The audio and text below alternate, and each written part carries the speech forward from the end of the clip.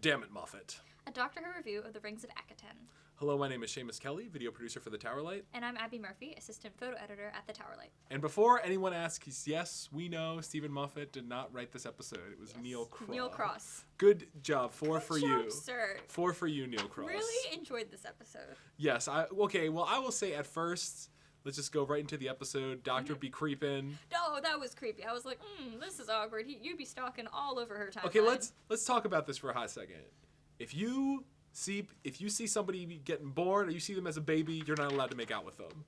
Like, this is a rule that the Doctor should follow. River Song, you never followed that. Well, see, he should have, because this show would have been a lot better if he wasn't like, whoa, I saw you got born. Oh, and then there's the whole thing with Amy. She was a small child. Yeah, so I'm like, that especially was kind of weird. It's like, you need to not be doing that, man. This is like, ooh, let me wait for them to grow up, and then we'll be good. I mean, I appreciated the inclusion of that backstory, because at first I was like, it was really awkward at first coming into the episode. I was like, I don't really know where this is going. It's like awkward backstory. But it wasn't as much Clara, which was nice. It was just about her and her backstory. Yeah, and it really that. Contributed to the episode, which was all about memories and stories. And there was that Uber Tumblr bait quote of like, this is the most importantly, this is going to be a gift set.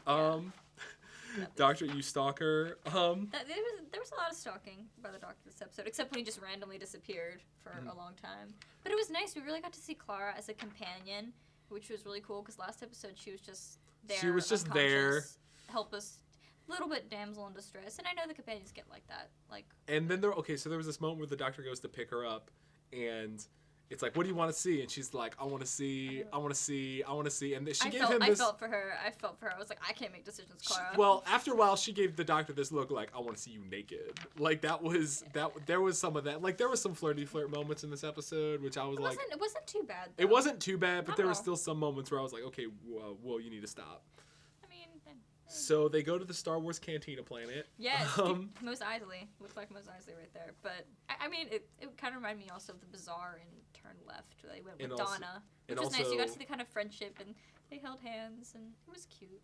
And then there was also sort of like the end of the world with all the random aliens. Yeah, the end of the world was very end of the world. We're gonna turn them all into action figures. So many action figure possibilities this episode. And Clara was like, it's like, have you ever been here before? And the Doctor's like, yes, with my granddaughter. I'm like, reference to Susan. Yeah, that was nice. And it's always interesting to see how companions react to that. Claire was like, what?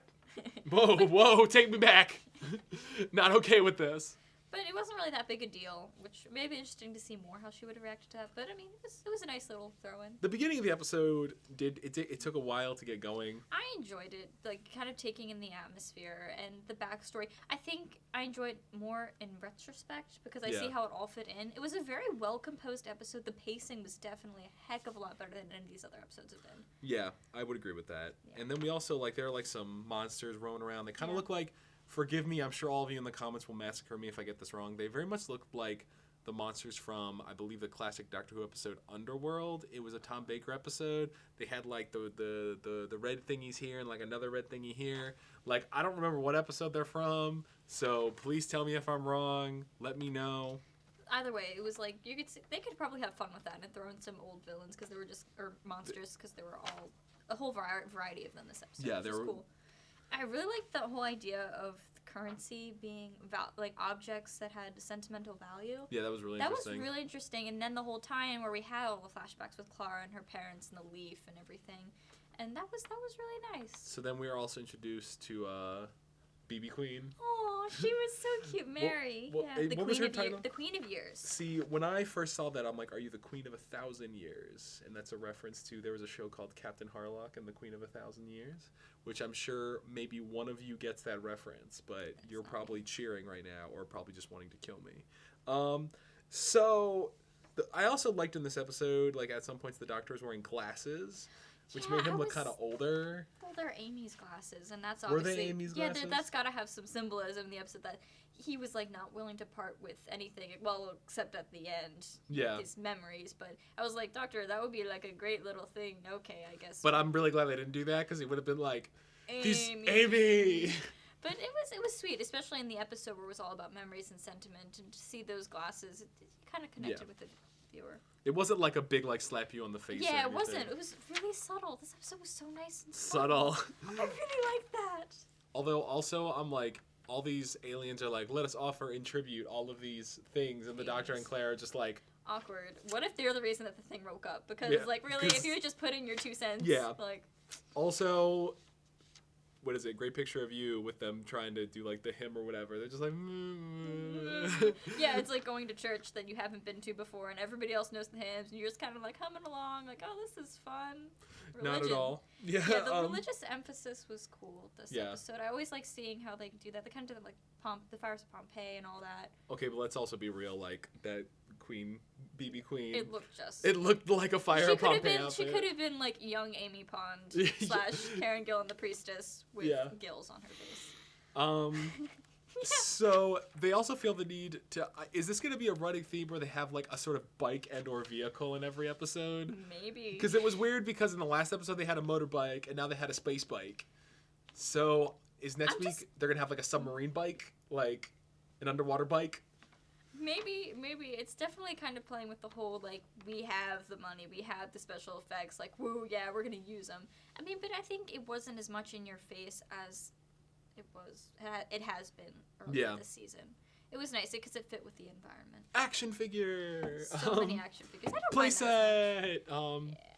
I don't know if that's a BBC note or they just really felt like doing it because it looks cool. I don't know.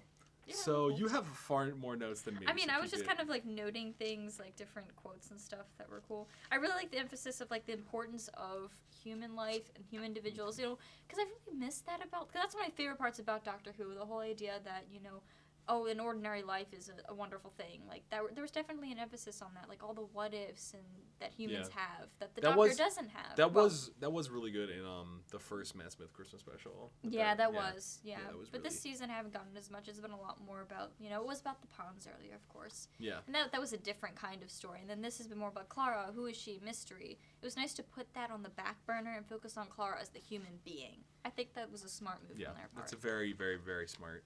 So then also we have, so she gets pulled across the thing and they're all like, oh no, they get on the bike. Oh no, she has to give up her ring. Yeah, she had to give up her mom's ring, which was sad. And then they end up getting it back, thank goodness. It's like, oh, convenient. I mean, it was fine. But then they have the whole thing where like he has to open the door. That was interesting, the physical strain he felt with the sonic screwdriver. I guess because he's always had this kind of mental connection with it. So that was an interesting thing that we just hadn't seen before. Yeah, I really like that. But then there was something about singing, and they asked, can you hear them sing? Do you hear the people singing the songs of Angry Men? I mean, what? It's a lot of references in this episode to other things. Intentional or not. No, unintentional, I'm sure. You don't know? Yeah. You don't know? And the creepy grandfather planet thing, looking like the moon from Majora's Mask a little bit. Night of the final day or whatever. Yeah, whatever. And it was, and I'm also like, and also by the end of the episode, like they put out the sun. I'm like, okay, how many planets did you kill? 7. There were 7 of them. I don't know how the collapse, or maybe it's just killing the parasite inside the planet. I think that was kind of. So that this is a bit of my point of contention, and I understand that it's one of those things that you like. I enjoyed the episode so much, I'm willing to let that. Well, no, well for me, the thing that I'm talking about is like, and I know this is like, oh, the importance of humans, blah blah blah, but like they're all like, the Doctor's like, have all my memories, but it isn't enough. But then the leaf is far. I really liked that. Maybe it was just like the extra bit to put on top. You know? Yeah, it's like the straw that broke the camel's back kind of thing. If that was the case, I was fine. But like the way that I interpreted it was very much like, this is more powerful than all the Doctor's memories. I'm like, nah, I didn't see it like that. I saw it more of like kind of a comparison between the Doctor, because the Doctor is very much a god. He's the lonely god. You know, there's been a lot of reference to that all throughout. It was also this whole thing like, I was there when like the universe was created and all this. God, I just had to note like superb acting by Matt Smith. Yes, Matt Smith was really good. During that scene, you hear like tears like streaming down his face, and it was a very powerful scene for the Doctor, and I've kind of missed seeing that. Well, it's one of those things where like, depending on like what version and what expanded universe you want to read about the Doctor, like the Doctor would like help to like create like the Time Lords, or he was like one of like the founding Time Lords, and there's all this extra shit. Of course, then there's also novels where like the Time Lords are grown out of like they grow in like fucking like looms and shit. Like it's really weird. Like, I can't even describe it right. There's some really weird shit that, like, has been completely invalidated by the show. Oh, yeah, that's interesting. They're probably not eggs or something. I don't know. It's really weird. Okay, well, I like this canon. I like this canon better. It's nice, easy to understand. Well, relatively. And it was just cool that, like, okay, we have this leaf, and then it's like, yay, and the music was really good. Oh, the music has been really good. I really enjoyed that. I mean, the whole aspect of the Doctor messing with religious ceremonies of people he doesn't understand. I mean, that's a thing. I guess. I think that's a kind of common theme. It was interesting, the whole messing with the time. Like, you wonder, like, what was going to happen. And that's the cool thing about Doctor Who. Like, seeing, you know, kind of going in, but at the same time. Also, apparently, the TARDIS hates the shit out of Clara. Yeah, that was weird. I guess because the Doctor hadn't given her a key, and she wasn't... Maybe that was the point, but it was also sort of like... We're just going to chill behind the TARDIS for a little bit. I don't know. I don't know if that was hinting at something for later. I don't know. Perhaps. Oh, and apparently the Doctor subscribes to the Big Bang Theory. Yes. That was interesting. Yes. Yeah, not an alternative cosmology. I thought that was very important to note. Yes, very, very good. From a scientific perspective, I What guess. other notes do you have? Because my next note is about, like, the next time. Next time? I mean, I like the whole idea of the souls being made of stories and not actions. Yes. That was really, really deep. Some really good lines this episode. I just had a lot of little quotes, really. The long song being over with the whole episode, like the dude freaking out and leaving poor little Mary behind to get eaten by this mummy who was really... His song was over. The long song is over. Yeah. It sounded like Game of Thrones, like the long summer was over. It's like winter is coming. And by winter, we mean the star is going to eat everybody. Yeah. So, was there anything else to say about this episode? No, I mean, I think it was just, I really enjoyed it. So, out of 5, what would you give this episode? I don't know. Oh, jeez. I feel like Clara not being able to make decisions. I would probably give it, like, especially on recent Doctor Who scale, like a 4 out of 5. Yeah, like a 4, 4.5. I mean, I don't think... It's one of those episodes I may rewatch it. Yeah. But it's... I don't know, it doesn't... Maybe in the grand scheme of the season, it'll stick out a little more, but first impressions, I'd say it was just a really nice episode. And I'd say 4 out of 5. So, next time, we have a classic Doctor Who trope of a base under siege, which is very, like, prevalent, especially in the classic show, because that they would save on their budget that way. Makes sense. And we also have the return of the Ice Warriors, which are a classic Doctor Who villain as who have Lego hands. Lego hands? They're like this. Oh, that's cool. Their hands are like I'll Lego be curious men. to see that, because I don't really know much about classic Who, so... That would be cool to see how they introduce that to new viewers like me or whatever who don't They'll probably just be like, look at those. They're the Ice Warriors. The Doctor will be like, oh, I remember you. You guys look different. I remember you. I didn't give away those memories. I feel like he didn't actually give away his memories. I wish there was a little more explanation. He's just like here sharing them, check them out. You know, to peruse.